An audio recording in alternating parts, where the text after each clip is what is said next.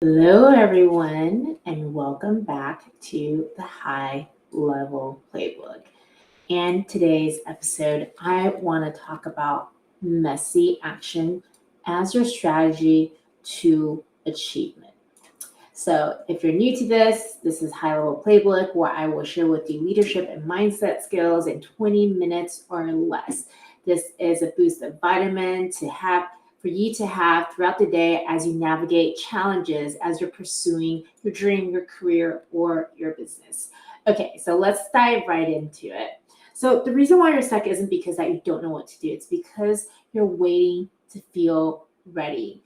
A lot of people out there, they're perfectionists. I was certainly one of them. But did you guys know when someone is being perfection, everything has to be perfect, it's really coming from a place of fear. So today, in this episode, you're going to break the illusion of getting ready. I gotta get ready. I'm not ready yet. And we're gonna show you the messy action, the real advantage of messy action. So, I wanna share my TED Talk journey with you guys. I am booked to be a TED speaker in May. I'm very excited about that. But before that, I hired a coach. And my expectation was the coach was supposed to help me get perfect and ready for a TED Talk. His job is to get me on a TED Talk stage. He was a past organizer, so he knew what they were looking for. And I thought, okay, we had what seems like a perfect pitch. I certainly couldn't relate to it because I couldn't pitch it eloquently, but we made it in a way where the TED organizers were looking for it. Everything I followed to a T. And I was pitching and pitching and pitching, and I was getting no results, no responses, rejections only. And then I stopped. I go, wait, something is wrong. Because I realized the talk that I formed really wasn't mine. It's my coach telling me what to say so I could get into the door.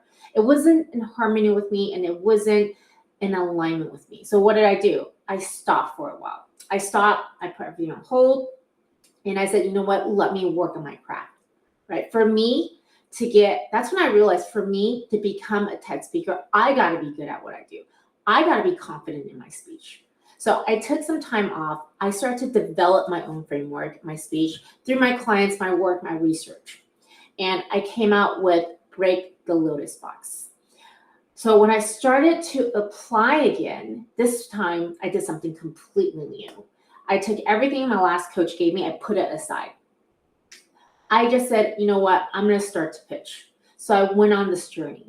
Clarity started to come as I started to take the action. Confidence started to come as I started to submit more application.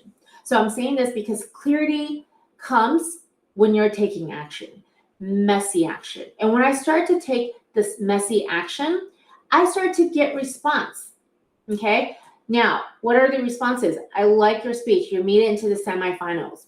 And when I actually got my interview, I asked them, why did you pick me?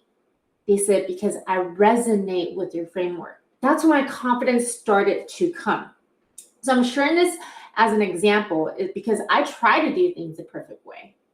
I tried. I spent a lot of money on it. But my clarity and my confidence and everything started to happen when I started taking messy action. Because remember, when I was doing my own framework this time, when I was pitching my own topic, my own signature talk, I didn't have a coach to tell me, do this, do that, don't say this, don't say that. When that was happening, I felt like I was trying to be so perfect, I lost who I was. And looking back now, I was coming from a place of fear.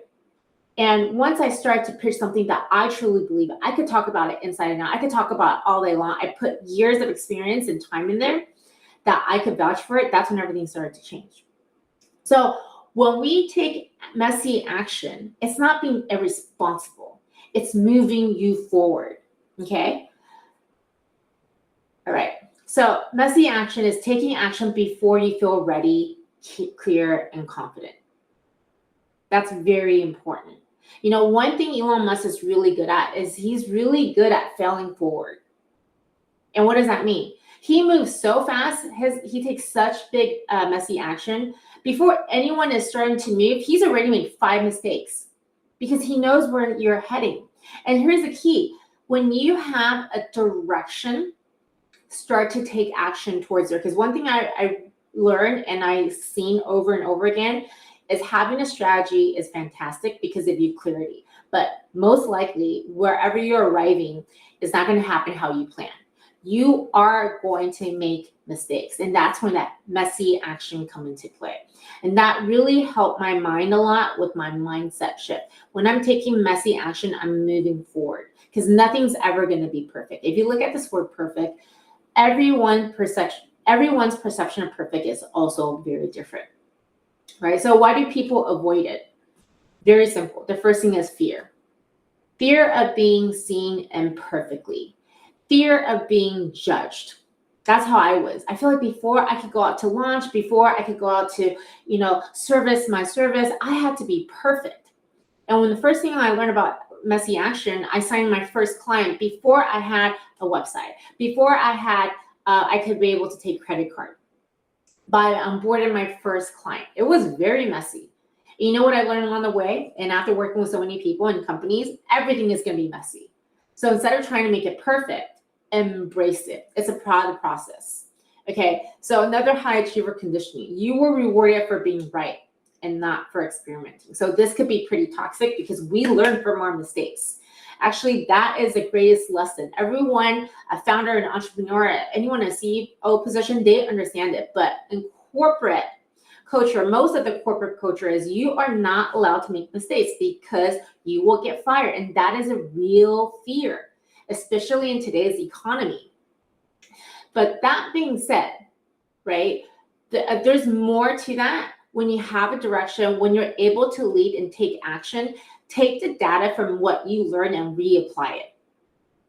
Take the data of what you have learned and apply it. What does that mean? What worked? What didn't work? What did work? Double down on that.